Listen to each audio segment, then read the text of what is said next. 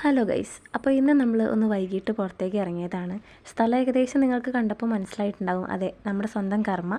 ഈ ഒരു സ്ഥലത്തേക്ക് ആക്ച്വലി ഞാൻ ഇതുവരെ പോയിട്ടില്ല. കുറേ ആയിട്ട് പോകണമെന്ന് വിചാരിക്കുകയാണ്. ബട്ട് വിഷ്ണുവിൻ്റെ സൈറ്റ് വിസിറ്റായിട്ട് തിരക്കായതുകൊണ്ട് പോകാൻ സമയം കിട്ടിയിരുന്നില്ല. അപ്പോൾ ഇന്നൊന്ന് ഫ്രീ ആയപ്പോൾ ഇറങ്ങിയതാണ്. സത്യം പറയാലോ, ഈ സ്ഥലം കാണാൻ ഭയങ്കര എക്സൈറ്റഡ് ആയിരുന്നു ഞാൻ. ഫ്രണ്ട്സൊക്കെ പോയി സ്റ്റാറ്റസൊക്കെ കാണുമ്പോൾ ഭയങ്കര കൊതിയായിരുന്നു ഈ സ്ഥലം കാണാൻ വേണ്ടിയിട്ട്. കഴിഞ്ഞ നോമ്പ് സീസണിലൊക്കെ അവിടെ ഭയങ്കര ഡെക്കറേറ്റഡൊക്കെ ചെയ്ത് അടിപൊളിയാക്കിയ വീഡിയോ ഒക്കെ കണ്ടിട്ടുണ്ടായിരുന്നു. നമ്മുടെ വീടിനടുത്തുള്ള കുട്ടികളൊക്കെ അവരുടെ ബ്രദേഴ്സിൻ്റെ കൂടെയൊക്കെ പോകുന്നത് കാണുമ്പോൾ സത്യം പറഞ്ഞാൽ വിഷമം തോന്നിയിട്ടുണ്ട്. നമ്മളൊന്നും കൊണ്ടുപോകാൻ ആരുമില്ലല്ലോ എന്ന് ഓർത്തിട്ട് ഞാൻ എൻ്റെ ആ വക വിഷമങ്ങളൊക്കെ വിഷ്ണുവിൻ്റെ അടുത്ത് പറയുമ്പോൾ വിഷ്ണുവേട്ടൻ പറയും നമുക്ക് പോവാടാന്ന്. ഇപ്പം എൻ്റെ ഏതൊരു ആഗ്രഹം പറഞ്ഞാലും വിഷ്ണുവേട്ടൻ എനിക്ക് സാധിച്ചു തരും. അതുകൊണ്ട് എനിക്കിപ്പോൾ അങ്ങനെ ബ്രദേഴ്സ് ഇല്ല, അങ്ങനെ യാതൊരു വിഷമം തോന്നാറില്ല. അതൊക്കെ അവിടെ നിൽക്കട്ടെ, നമ്മൾ താ ഇപ്പോൾ കർമ്മ എത്തി. അപ്പോൾ അവിടെ കുറേ ബോട്ട് നിൽക്കുന്നുണ്ടായിരുന്നു. വിഷ്ണുവേട്ടൻ പറഞ്ഞു നമുക്ക് കയറാമെന്ന്. അങ്ങനെ ഇതാ നമ്മൾ ടിക്കറ്റൊക്കെ എടുത്തു. നമ്മൾ രണ്ടുപേരും കൂടി ബോട്ടിങ്ങിന് പോവുകയാണ്. Little things made me happy എന്ന് പറയുന്ന പോലെ ഇങ്ങനെയുള്ള ചെറിയ ചെറിയ കാര്യങ്ങളാണ് എന്നെ ഹാപ്പി ആക്കുന്നത്. ഞാൻ ഭയങ്കര പെസിമിസ്റ്റിക് ആയിട്ടുള്ള ഒരാളാണ്. അതുപോലെ ഞാൻ ഒരുപാട് ഓവർ തിങ്കും ചെയ്യുന്ന ഒരാളാണ്. വിഷ്ണുവേട്ടൻ എക്സ്ട്രീംലി ഓപ്പോസിറ്റ് ആയിട്ടുള്ള ഒരാളാണ്. ഭയങ്കര ഒപ്റ്റിമിസ്റ്റിക് ആണ്. അങ്ങനെ പറയാൻ കൃത്യമായിട്ടുള്ളൊരു കാരണമുണ്ട് കേട്ടോ. എന്താണെന്ന് വെച്ചിട്ടുണ്ടെങ്കിൽ ഞാൻ ചെറിയ ചെറിയ കാര്യങ്ങൾ സന്തോഷിക്കുന്നത് പോലെ തന്നെ ചെറിയ ചെറിയ കാര്യങ്ങൾ സങ്കടപ്പെടുകയും ചെയ്യും.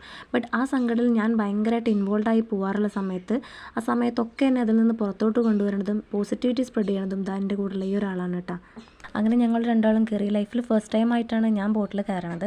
പെർ ഹെഡ് 100 ആണ് ചാർജ് ഉണ്ടായിരുന്നത്. ഹാഫ് ആൻ അവർ ആയിരുന്നു ടൈം. ഒരു അടിപൊളി എക്സ്പീരിയൻസ് ആയിരുന്നു കേട്ടോ. ടൈം പോയതേ അറിഞ്ഞില്ല. സീസൺ അല്ലാത്തതുകൊണ്ട് തിരക്ക് കുറവാണെന്നാണ് അവർ പറഞ്ഞത്. തിരക്ക് കുറവായതുകൊണ്ട് തന്നെ ഭയങ്കര കാം ആൻഡ് ക്വയറ്റ് ആയിരുന്നു കേട്ടോ. നമ്മൾ നന്നായിട്ട് എൻജോയ് ചെയ്തിട്ടുണ്ടായിരുന്നു ബോട്ടിങ്ങൊക്കെ.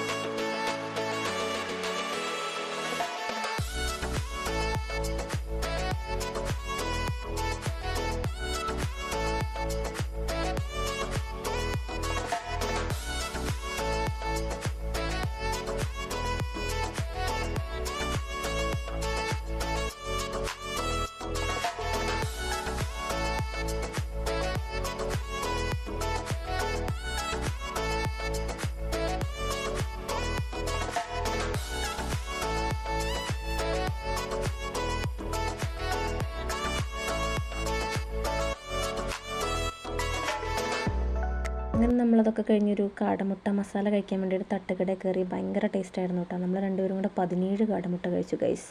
അടിപൊളി ടേസ്റ്റായിരുന്നു. അത് കഴിഞ്ഞ് നമ്മൾ വീട്ടിലേക്ക് പോയി.